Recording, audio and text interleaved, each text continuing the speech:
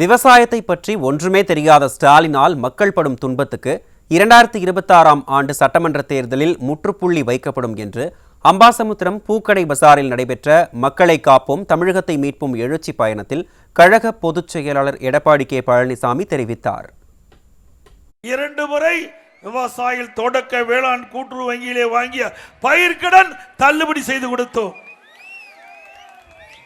விவசாயிகள் அவருடைய மின் மோட்டார் 24 மணி நேரம் இயக்குவதற்கு மும்முனை மின்சாரத்தை வழங்கினோம்.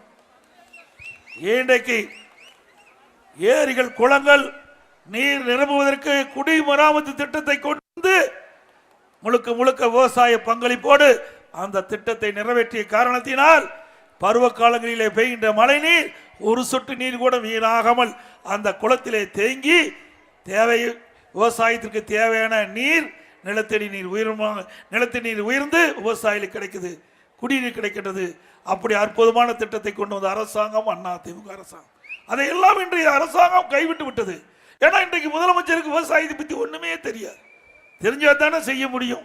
தெரியாத முதலமைச்சரை வைத்துக் கொண்டு மக்கள் படுகின்ற துன்பம் அதுக்கெல்லாம் முற்றுப்புள்ளி வைக்கின்ற தேர்தல் 2026 சட்டமன்ற தேர்தல்.